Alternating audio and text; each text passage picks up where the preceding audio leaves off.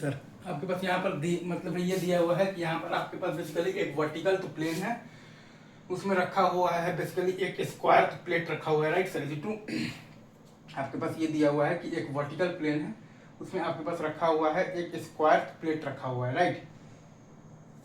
और उसको हम लोगों ने बेसिकली तो ये वाले तो पोजीशन में रखा हुआ है हॉरिजॉन्टल पोजीशन में, फिर हम लोगों ने उसको किया है तो रिलीज किया है, लिखा हुआ मतलब लिखा हुआ है ना, तो release from the rest, right. तो हमें फिर मतलब भाई तो इनिशियल सिचुएशन को ही हमें बेसिकली यहाँ पर एनालाइज करना है। तो टॉर्क इज इक्वल टू होता है हमारे पास आई अल्फा, और आई मतलब कि अबाउट बेसिकली तो दिस एक्सिस होता है आपके पास बेसिकली तो 2/3 इंटू ml स्क्वायर। ये हम लोगों ने मोमेंट ऑफ इनर्शिया के बेसिकली कैलकुलेशन में देख रखा है कि आई अबाउट जो दिस एक्सिस होता है वो आता है हमारे पास 2/3 ml स्क्वायर। तो torque is equal to I alpha, और टॉर्क आपके पास ये लेंथ आपके पास क्या आ जाएगा, तो L/2 है, तो mg इंटू L/2 बराबर है आपके पास 2/3 ml square into alpha.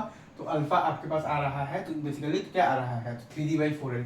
Alpha आपके पास आ रहा है 3d/4l, राइट। और शुरू में आपके पास बेसिकली तो क्या है, बेसिकली आपके पास ओमेगा बराबर तो 0 है, right sir, is it true. तो शुरू में आपके पास बेसिकली ओमेगा बराबर तो 0 है, right sir, is it true. तो अगर आप ध्यान देंगे तो अल्फा आपने निकाल लिया है, ओमेगा आपने निकाल लिया है। सेंटर ऑफ मास के एक्सप्रेशन का रेडियल बेसिकली जो कंपोनेंट आपके पास आता है ओमेगा स्क्वायर L/2 वो 0 हो जाएगा, और सेंटर ऑफ मास के एक्सप्रेशन का टेंजेंशियल कंपोनेंट आपके पास आ जाएगा अल्फा इंटू एल, और बाई आपके पास ये डिस्टेंस क्या है आपके पास √2, ये लेंथ आपके पास क्या आ जाएगा L/√2 आएगा, right sir, is it true. ये लेंथ आपके पास आएगा L/√2।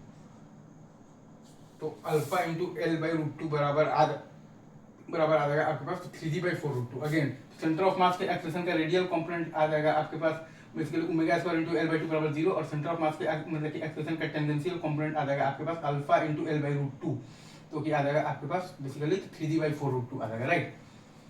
ये सही है।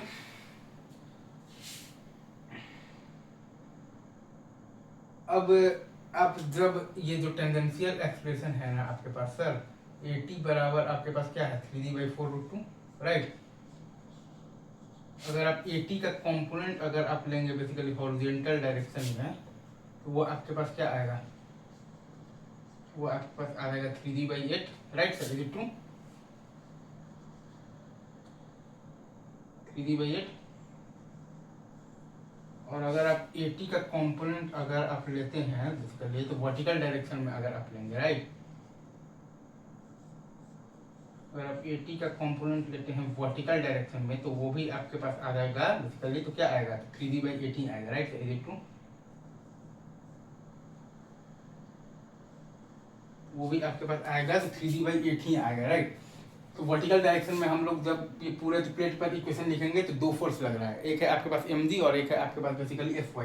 तो mg माइनस आपके पास है बेसिकली क्या है आपके पास, तो Fy बराबर AT का कंपोनेंट ले लेंगे वर्टिकल डायरेक्शन में, बराबर आ जाएगा हमारे पास 3mg/8, राइट।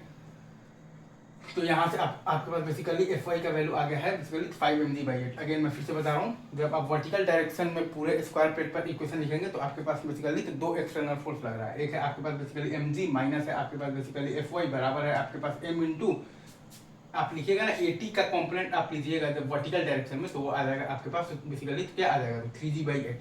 तो यहाँ से आपके पास बेसिकली Fy का वैल्यू आ गया है 5mg/8। अगेन मैं फिर से बोल रहा हूँ, अब आप जब प्लेट पर जब इक्वेशन लिखिएगा ना तो वर्टिकल डायरेक्शन में तो खाली आपके पास दो एक्सटर्नल फोर्स लग रहा है, एक है आपके पास बेसिकली mg और दूसरा है आपके पास Fy।